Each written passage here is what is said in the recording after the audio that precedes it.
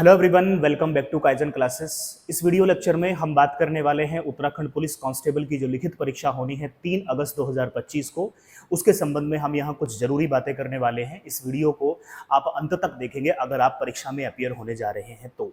सबसे पहली बात है कि आज आयोग की वेबसाइट पर एडमिट कार्ड को अपलोड कर दिया गया है। आप आयोग की वेबसाइट पर जाकर के एडमिट कार्ड को डाउनलोड कर लें, समय से अपने एडमिट कार्ड को डाउनलोड कर लें, अपना सेंटर देख लें, क्या क्या चीज़ें हैं उन सारी चीज़ों को जान लें। जैसा कि हमने यहाँ पे एक एडमिट कार्ड लगाया है एक अभ्यर्थी का, तो उसमें कौन कौन सी बातें आपको ध्यान रखनी है, उसमें कौन से ज़रूरी बिंदु हैं, जो महत्वपूर्ण बातें हैं जो आपको परीक्षा देने से पहले एक बारी जरूर देख लेनी चाहिए, उन पे हम यहाँ बात करने वाले हैं। क्योंकि कई बार पूरी तैयारी एक छोटी सी सिली मिस्टेक के चलते पूरी की पूरी तैयारी धराशायी हो जाती है। उससे आप बचें, यही पर्पज़ है हमारा इस वीडियो को बनाने का। दूसरा, हम बात करने वाले हैं जो पैटर्न है, आपको वहाँ पेपर में किस तरीके से सवालों को सॉल्व करना है, कौन कौन सी सावधानियां आपको वहाँ पे बरतनी चाहिए, उन सारी चीज़ों पे हम यहाँ बात करने वाले हैं। वीडियो में अंत तक बने रहेंगे और सारी चीज़ों को देखेंगे। जैसा कि आप देख पा रहे हैं कि एडमिट कार्ड यहाँ पे आया है आयोग की तरफ से, उसमें अभ्यर्थी का नाम, फादर नेम या हस्बैंड नेम यहाँ पे दिया गया है, रोल नंबर आपका दिया गया होगा। तो रोल नंबर को ध्यान से देख लें और उसको ध्यान से भरें। जब आप रोल नंबर को वहाँ पे फिल करें OMR में, जब आपका भरने को आता है तो ध्यान से भरें, रोल नंबर में डिजिट गलत नहीं करना है।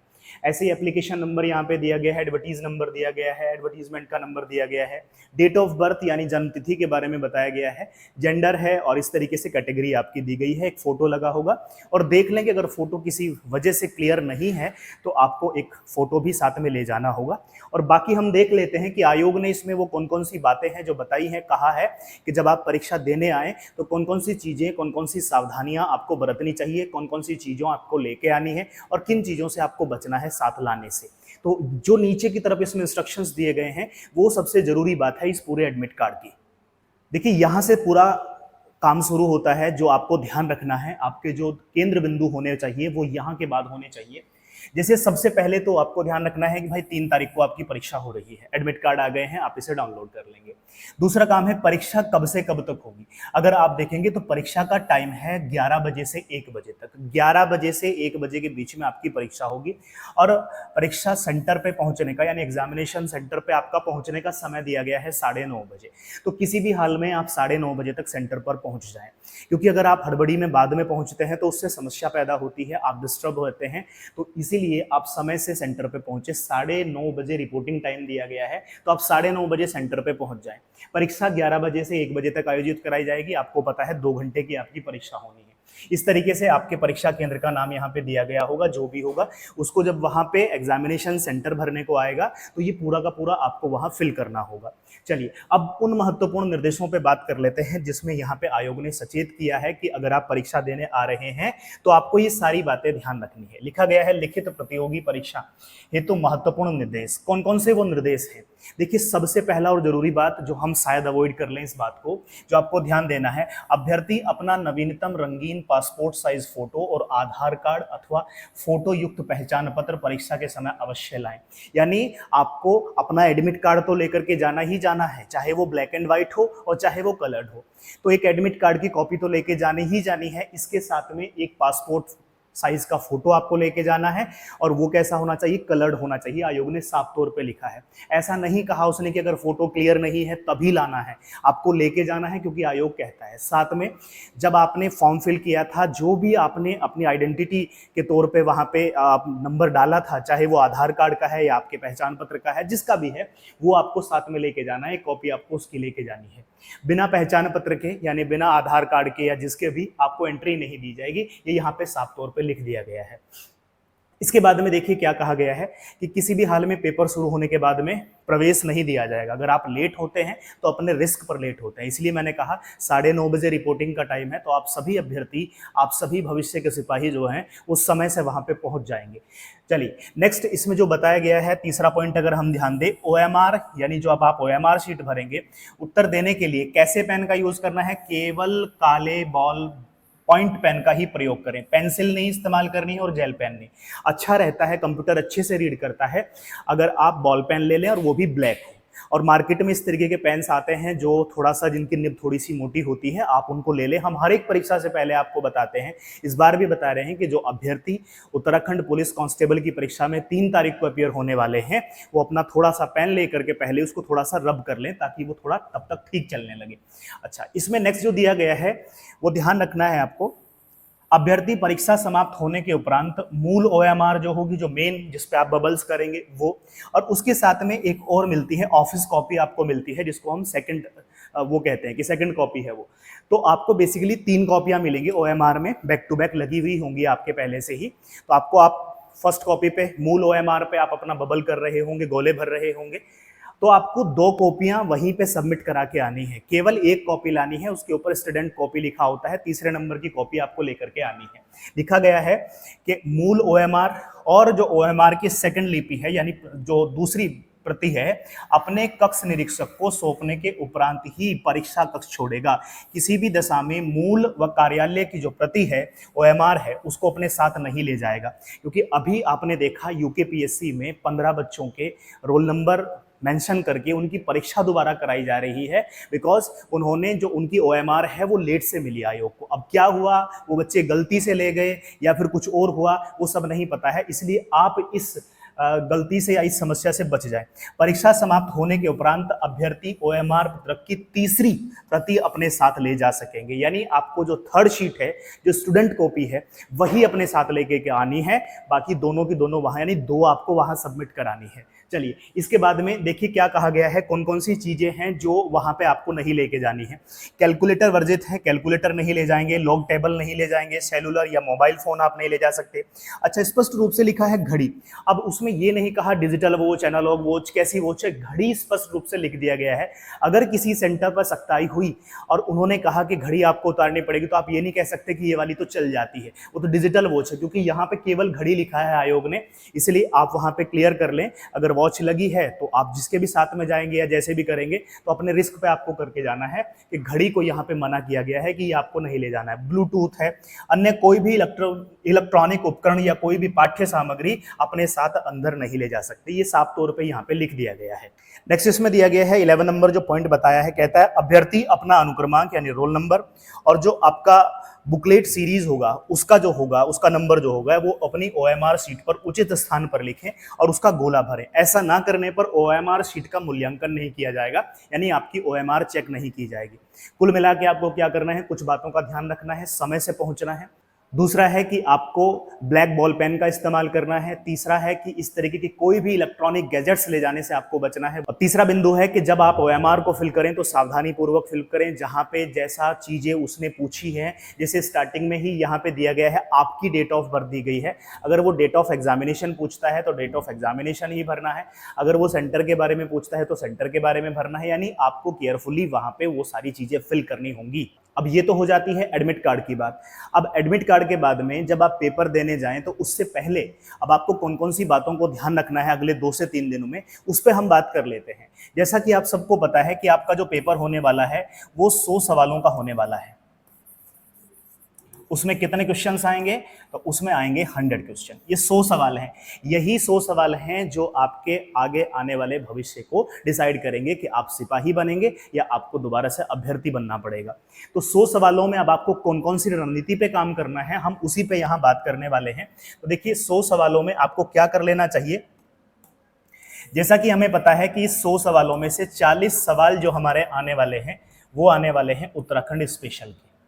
इस 100 में से 20 सवाल आपके आने वाले हैं और वो संबंधित होंगे हिंदी के सेगमेंट से। इसके बाद में आप देखेंगे आपका 10 नंबर का यहाँ पे 10 सवाल जो हैं वो आपके ये आएंगे रीजनिंग के। इसके बाद में आप देखेंगे कि आपका कुल मिला के 30 नंबर का जो है वो ये होने वाला है जीएस। अब अगले 2 से 3 दिन में या 2 दिन जो आपके पास में बचे हुए हैं, अब इसमें समझदारी क्या है। सबसे पहले तो आपको चाहिए कि आप अपने इस सेगमेंट को कंठस्थ कर लें, जिसको हम कह रहे हैं उत्तराखंड। 40 नंबर का उत्तराखंड आपको मिलने वाला है। इस उत्तराखंड में वन लाइनर जितना भी चीजें हो सकती हैं उस वन लाइनर को आप पढ़ जाइए। बहुत डिटेल जाने की कोशिश ना करें, अब बिल्कुल समय नहीं है आपके पास में। अब इसमें उत्तराखंड को वन लाइनर आप पढ़ जाइए। जो भी आपने पढ़े हैं नया पढ़ने से बचें। अब जितना भी आपने पढ़ा है उसी को मल्टीपल रिविजन्स आप दे जाइए। जहां से भी आपने पढ़ा XYZ, किसी किताब से पढ़ा है, किसी कोचिंग के नोट से पढ़ा है या किसी कोचिंग से आपने कोचिंग को लिया है, जो भी कुछ किया है आपने उसी को मल्टीपल रिविजन दें। और अगले कुछ दिनों में, यानी जो 2 दिन का आपके पास समय बचता है, उसमें जितना ज्यादा हो सके वो प्रैक्टिस पेपर आप लगाएं, प्रैक्टिस पेपर लगाएं। इसमें कुछ PYQ भी हो सकते हैं जो पिछले सालों के सवाल हैं, और बाकी आप मॉक लगा सकते हैं जैसा भी मार्केट में मिल जाता है। आप देखेंगे इंटरनेट पे बहुत सारे सवाल पड़े हुए हैं, तो उत्तराखंड से संबंधित जितना ज़्यादा सवालों की आप प्रैक्टिस करेंगे उतना ज़्यादा लाभ होने वाला है। ऐसे ही दूसरे सेगमेंट में आपको हिंदी को कवर कर लेना है बहुत अच्छे से, रीजनिंग कवर कर लेनी है। अब अगर आप GS में रिविजन करना चाहते हैं, अगर आप GS की बात करें तो GS में रिवीजन करते हुए आपको ध्यान रखना है कि आपको अब पूरा का पूरा GS, अगर आप पूरे के पूरे GS को अब कवर करने की कोशिश करेंगे तो हो सकता है कि आप पूरा कवर ना कर पाएं। ऐसे में समझदारी ये है कि आप उस सेगमेंट को कवर करें जिस सेगमेंट से आप कम करने से भी ज़्यादा हिस्सा ले जाएंगे। जैसे अगर आपको हिस्ट्री में रिवाइज करना हो तो हिस्ट्री में आप जो मॉडर्न हिस्ट्री है, मॉडर्न हिस्ट्री का सेगमेंट है, यानी जो हमारा आधुनिक भारत है, उस आधुनिक भारत को कवर करें। और आधुनिक भारत में भी स्वतंत्रता वाला हिस्सा कवर करें, जहां पे आंदोलन स्टार्ट हो जाते हैं, गांधी की एंट्री हो जाती है जिस समय स्वतंत्रता संग्राम में, उस समय वाला और उससे स्वतंत्रता तक का जितना सेगमेंट है उसे आप रिवाइज करें। ये समझदारी है। हिस्ट्री में तो तीनों हिस्ट्री आपके लिए बनी हुई है, पर आपको क्या करना है, आधुनिक भारत के उस सेगमेंट को अब आप कवर कर लेंगे, रिवीजन कर लेंगे। ऐसे ही ज्योग्राफी में, जैसा कि आपको पता है कि ज्योग्राफी वाले सेगमेंट में वर्ल्ड ज्योग्राफी भी होती है, इंडियन ज्योग्राफी भी होती है, तो अच्छी समझदारी है कि अब आप यहाँ पे इंडियन ज्योग्राफी पे काम करें, यानी भारत के भूगोल पर काम करें। ज्योग्राफी में आप भारत का भूगोल पढ़ेंगे और भारत के भूगोल में भारत का सामान्य परिचय आप कर लीजिए। भारत के भूगोल की अगर हम बात करें तो भारत के भूगोल में आपको जो सामान्य परिचय है उस पे बात कर लीजिए, जनरल इंट्रोडक्शन पर। अक्षांशीय विस्तार कहाँ तक है, देशांतरीय विस्तार कहाँ तक है, कितने राज्य हैं, कितने यूनियन टेरिटरी हैं, किसकी सीमा किससे लगती है, किसकी सबसे लंबी सीमा है। जनरल इंट्रोडक्शन के बाद में आपको चाहिए कि आप भारत की प्रमुख नदियों, प्रमुख पठारों, प्रमुख पहाड़ों, उनके बारे में पढ़ लीजिए, जनजातियों के बारे में देख लीजिए। इसके अलावा अगर आप बात करेंगे तो एक सेगमेंट आता है कृषि वाला, तो कृषि से संबंधित डेटा को आप देख लेंगे। करंट अफेयर्स का डेटा आपसे पूछा जाएगा कि उत्पादन की दृष्टि से किसी भी क्रॉप के बारे में आपसे पूछा जा सकता है, कौन सा राज्य प्रथम है, तो आपको इस तरीके से ध्यान रखना है। ऐसे ही एक हमारे पास सेगमेंट आता है खनिज का। ये वो सवाल हैं जो सवाल अगर आप कर लें तो बहुत ज़्यादा एफर्ट्स भी इसमें नहीं लगते हैं और नंबर पक्का हो जाता है। कौन सा खनिज कहाँ पे मिलता है, उत्तराखंड में कौन कौन से खनिज पाए जाते हैं। तो जैसे पूछता है कि बताइए कोडरमा की खान किसके लिए प्रसिद्ध है।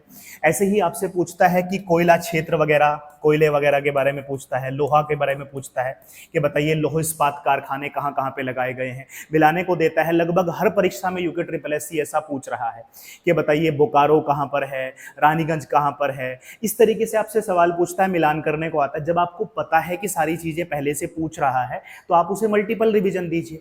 नेशनल पार्क को देख सकते हैं। अब आप बहुत कुछ करने की कोशिश ना करें, अगर आप इतना कर लेते हैं तो इनफ है। अगर आप मुझसे पूछें कि हमें अगर विश्व का भूगोल करना हो तो उसमें क्या कर लेना चाहिए, तो कुछ जनजातियों को जरूर देख जाइए, कुछ स्थानीय पवनों को देख जाइए, सिरोको कहाँ पे चलती है, खमसिन कहाँ पे चलती है, बद्दू जनजाति कहाँ पे रहती है। इस तरीके की चीजों को अगर आप देख लेंगे तो ज्योग्राफी में बहुत अच्छा आप कर ले जाएंगे। इसके बाद में अगर हम बात करें कि इसके बाद में इकोनॉमी वाले सेक्शन पे आपको क्या करना चाहिए, जो अर्थव्यवस्था वाला सेक्शन है उसमें हमें क्या कर लेना चाहिए, तो उसमें जो हमारा पंचवर्षीय योजनाएं हैं उसको आप पढ़ जाइए।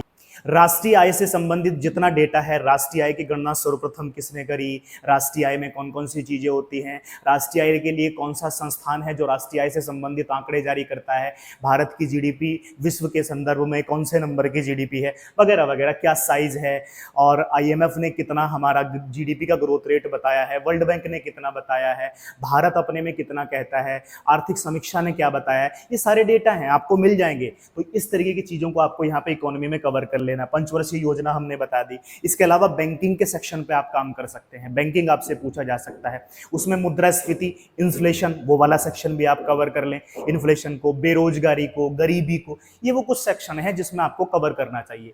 कुछ फाइनेंशियल इंस्टीट्यूशंस को कवर कर लीजिए, जो वित्तीय संस्थाएं हैं उनको पढ़ लीजिए, आईएमएफ के बारे में पढ़ लीजिए, ब्रिक्स का जो बैंक है उसके बारे में पढ़ लीजिए, न्यू डेवलपमेंट बैंक के बारे में पढ़ लीजिए, एशियन डेवलपमेंट बैंक के बारे में पढ़ लीजिए, इनके हेडक्वार्टर्स को देख लीजिए। इस तरीके से अगर आप कर लेंगे तो इकोनॉमी में अच्छा खासा कर लेंगे। देखो इकोनॉमी तो बहुत बड़ा है, मैंने जो सेक्शन यहाँ आपको बताए हैं वो है जहां से श्योर शॉट हर बार सवाल पूछ रहा है। अगर आप वो कर लेते हैं तो आपके लिए इसमें काफी अच्छा लाभ होने वाला है। इसके बाद में अगर हम हिस्ट्री, ज्योग्राफी की बात कर चुके हैं, इकोनॉमी की बात कर चुके हैं, तो एक हमारा सेक्शन बचता है पॉलिटी का। पॉलिटी यानी राजव्यवस्था। राजव्यवस्था में आपको क्या करना है, सबसे शुरुआत में आपको नागरिकता देख लेनी चाहिए, इसके बाद में मूल अधिकारों पे काम कर लेना चाहिए, राज्य के नीति निदेशक तत्वों को देख लीजिए, डायरेक्टिव प्रिंसिपल जिसको हम कहते हैं, मूल कर्तव्य से संबंधित ज़्यादा बड़ा सेक्शन है नहीं, उसको आप देख जाइए। संसद, हाल फिलहाल में अगर आपने देखा तो राष्ट्रपति उपराष्ट्रपति चर्चा में रहे, उपराष्ट्रपति तो है ही पर चलो वो तो बहुत लेटेस्ट न्यूज़ है, पर आपको कम से कम राष्ट्रपति उपराष्ट्रपति के बारे में पता तो हो, महाभियोग क्या है। अच्छा, न्यायपालिका के बारे में आप देख जाइए। ऐसे ही आपात उपबंध होता है, इमरजेंसी प्रोविजंस हमारे पास होते हैं, उनको आपको देख लेना चाहिए। निर्वाचन के बारे में बात हो रही है, अब देखिए उत्तराखंड में पंचायत चुनाव भी चल रहे हैं तो इसको भी देख लेना चाहिए। और जब आप इस पॉलिटी को करें तभी आप उत्तराखंड की पॉलिटी को भी कर लें कि अगर उत्तराखंड में पंचायत चुनाव हो रहे हैं तो उसके लिए कौन सा कमीशन है, उस कमीशन का जो हेड होता है, जो कमिश्नर होता है, उसको कौन चुनता है, कितने साल के लिए चुना जाता है। इस तरीके के सवाल आपको वहां देखने को मिलेंगे। और हम समझते भी हैं इस बात को कि पॉलिटी अमूमन सभी बच्चों के लिए आसान रहता है, तो अगर आप इसमें कर लेंगे तो बहुत अच्छा गेन आप यहां से कर ले जाएंगे। इसके अलावा आपको कंप्यूटर के सेक्शन के सवाल देखने को मिलेंगे। कंप्यूटर के सेक्शन के सवाल का आप देखिए, इसमें हम यूनिट पे तो बात कर नहीं सकते कि कौन कौन से यूनिट पढ़नी चाहिए। आप क्या कर लीजिए, यूके ट्रिपल एससी ने जितने अभी तक कंप्यूटर के सवाल पूछे हैं पिछले 5, 7, 10 सालों में, या ज्यादा नहीं तो 100-200 सवालों से आप गो थ्रू हो जाइए, जितने यूके ट्रिपल एससी ने पूछे हैं उन्हीं सवालों को देख जाइए, उनके उत्तरों को रट जाइए, जितने उनके आंसर्स रहे हैं उनको देख लें। ज्यादा रटने की जरूरत नहीं पड़ेगी। अगर आप 200 सवालों से गो थ्रू होते हैं, 200 सवालों के से आप गुजरते हैं, देखते हैं उनको, तो मुश्किल से आपको 10 या 15 या 20, ज्यादा से ज्यादा 20 सवालों को आपको रटना पड़ेगा। बहुत सारे सवाल आपको पहले से पता होंगे, या आपके मन में डाउट होगा कि मुझे लगता है ये है, ये है, एक बार ये आप देख लेंगे तो आपके दिमाग में बैठ जाएगा कि इसका उत्तर ये है। तो कंप्यूटर में आप ऐसा करें कि पीवाईक्यू को देख ले, मोर देन इनफ है आपके लिए।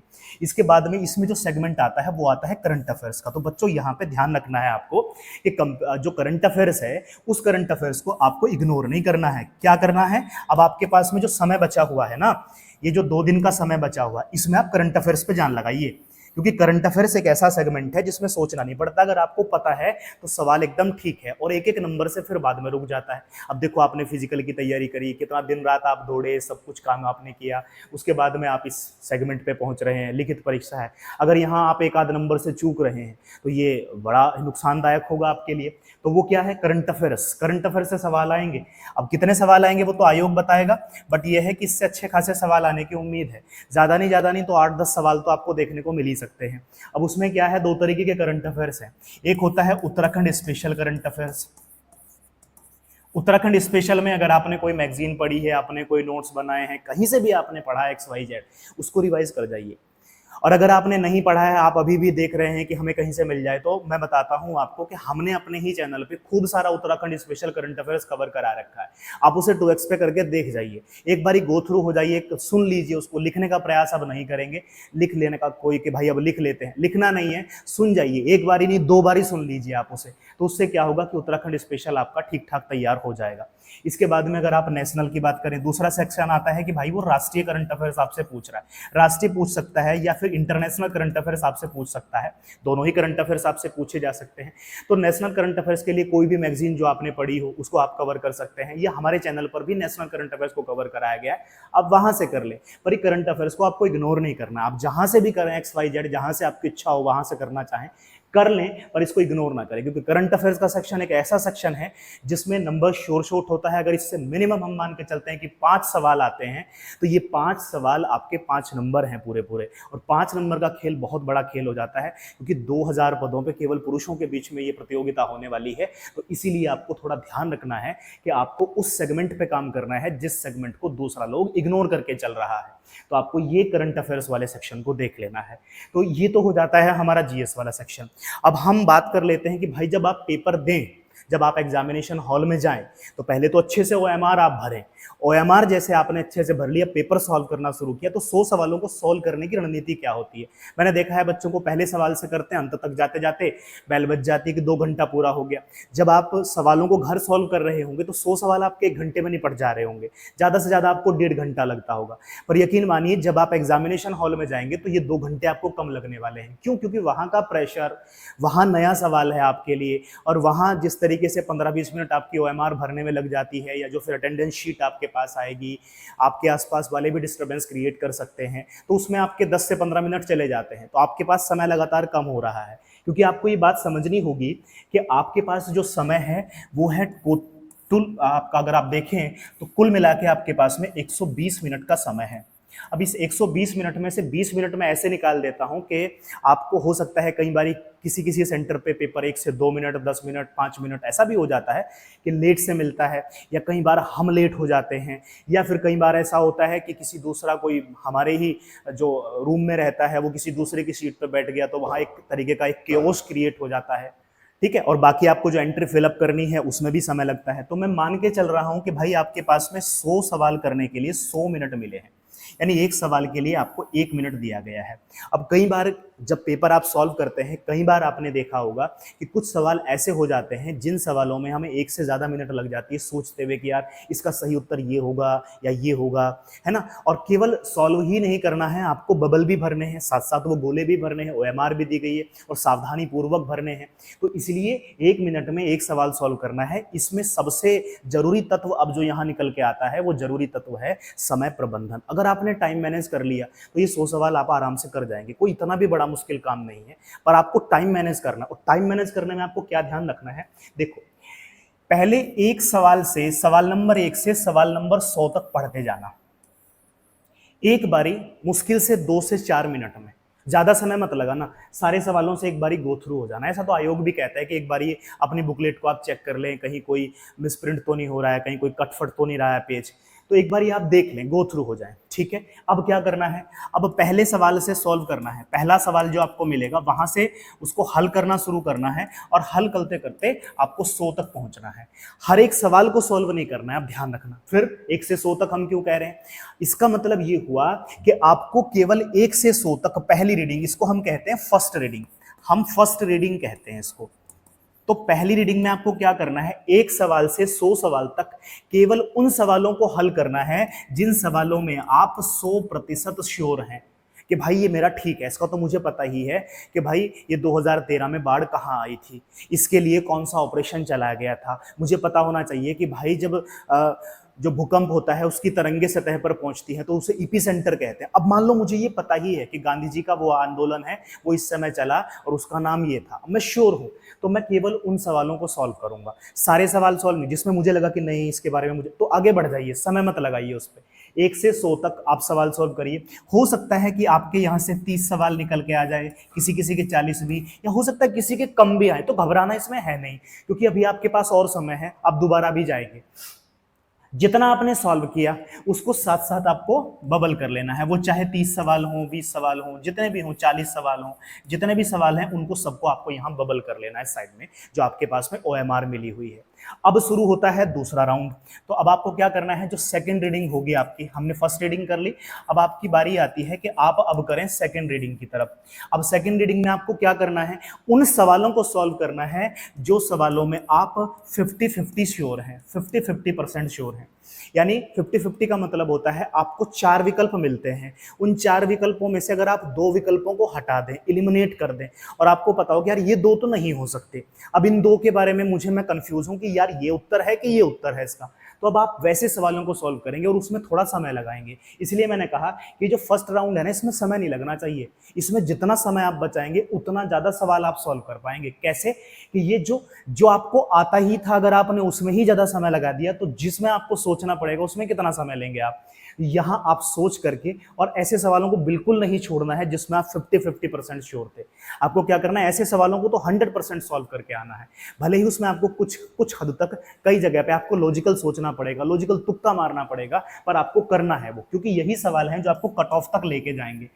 केवल उतने ही सवाल सॉल्व नहीं करने हैं जितने आपको ठीक ठीक आते हैं। अगर आप इस माइंडसेट के साथ में वहां पे जाते हैं कि मैं केवल उतने सवाल सॉल्व करूंगा जितने मुझे ठीक ठीक आते हैं, तो आप यकीन मानिए कट ऑफ से पहले ही बाहर हो जाएंगे। क्यों? क्योंकि बिना आप रिस्क लिए आप कट ऑफ में नहीं जा सकते। वो रिस्क कहाँ लिया जाता है? वो लिया जाता है सेकंड रीडिंग में, और सेकंड रीडिंग में 50-50 वालों में। इसमें जितने भी ज्यादा सवाल हों, यही है वो सेगमेंट जिसमें आप सबसे ज्यादा सवालों को निकालेंगे।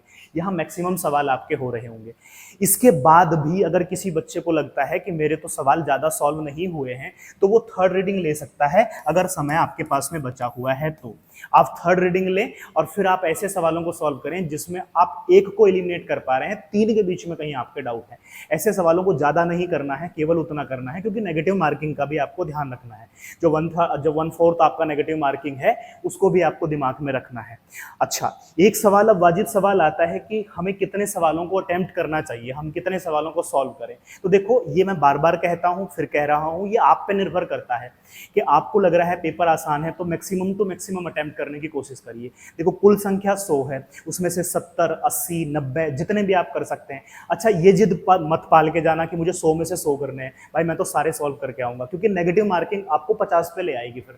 तो नेगेटिव मार्किंग का आपको ध्यान रखना। ऐसे ही नेगेटिव मार्किंग नहीं होती है, क्योंकि 4 सवाल आप ठीक करेंगे, आप 4 सवाल गलत करेंगे तो आपका एक ठीक सवाल कट जाएगा। तो देखो, 4 तो वो गए आपके और एक ठीक भी ले गए, तो आपको कुल नुकसान कितने का हुआ है? 5 सवालों का हुआ। तो ऐसी चीजों से बचना है। हाँ, इसका मतलब ये बिल्कुल नहीं है कि आप रिस्क ना लें, वहां पे कुछ सवालों को कम ही सॉल्व करें। करें, कितने में करें? मैंने कहा जिसमें 100% श्योर है वो सारे सवाल सॉल्व कर लो, जिसमें आपको पता है कि भाई सारे मुझे पता है इसका उत्तर यही ठीक है। और ऐसे सवालों को भी सॉल्व करें जिसमें आप दो ऑप्शन के बीच में फंस रहे हो। और देखो, अगर पेपर आसान आया तो सबके लिए आसान आएगा, पेपर भारी आया तो सबके लिए भारी आएगा। इसलिए पेपर देख के घबराना है नहीं कि भाई ये तो बहुत भारी पेपर आ गया। इसका मतलब ये है सबके लिए भारी है, क्योंकि अगर आपने तैयारी करी है, और आयोग ने तो काफी सारा टाइम दिया है, पिछले देखो कब से पेपर के फॉर्म निकले हुए थे, फिर जून में पेपर होना था, फिर जुलाई में पेपर होना था, जुलाई के एंड में पेपर होना था, फिर अगस्त में पेपर हो रहा है, तो समय भी आपको काफी सारा मिल गया। तो इस तरीके से आपको पूरे पेपर को बना लेना है। हाँ, 70 के आसपास में आपको रीच करना चाहिए पेपर सॉल्व करते हुए। इन बातों को आपको ध्यान रखना है और अच्छे से बबल भरना है। ओएमआर आपको ध्यान से भरनी है। पहले राउंड में पहले बबल करने हैं, दूसरा राउंड जैसे ही खत्म हो आपका उसमें दूसरे वाले बबल भर लेने, बाद के लिए मत छोड़ना बबल्स को। अच्छे से एंट्री फिल करना है। अगर आप इतनी बातों का ध्यान रखते हैं तो आप निश्चित रूप से उसमें आप अच्छा स्कोर कर पाएंगे और आप मेरिट में आ जाएंगे। तो अब बस बचे हुए जो 2 से 3 दिन का आपके पास समय बचा हुआ है, इन 2 से 3 दिन में पहला काम तो एडमिट कार्ड निकालने का कर लें, पासपोर्ट साइज का रंगीन फोटो रख लें, और अपने आधार कार्ड की या जिसकी भी आपने आईडी लगाई थी उस आईडी का अपना एक फोटोकॉपी ले लें। ये आप तैयार रखें। पेन अपना मार्केट से खरीद लें, बारीक पिन वाला ना लेके जाएं, बारीक निब होती है, मोटी निब वाला लें, उसको थोड़ा सा घिस लें, प्रैक्टिस कर लें। और अगले दिनों में नया पढ़ना है तो करंट अफेयर्स पढ़ना है, और ज़्यादातर क्या करना है, पुराने पढ़े हुए का रिवीजन करके प्रैक्टिस पेपर लगाने हैं। एक दिन में 5-5, 6-6 पेपर लगा जाइए, पूरे 500-600 सवाल एक दिन में सॉल्व कर जाइए। आप पाएंगे कि जब आप पेपर देने जाएंगे तो आपको निश्चित रूप से उससे लाभ होगा, आपको एक मजबूती मिलेगी कि हमने पहले ही सवालों को सॉल्व किया हुआ है। तो आई होप आपके लिए सारी चीज़ें जो हैं वो लाभदायक रहेंगी। तो चलिए, इसी तरीके से नेक्स्ट वीडियो में मिलेंगे हम, तब तक के लिए धन्यवाद।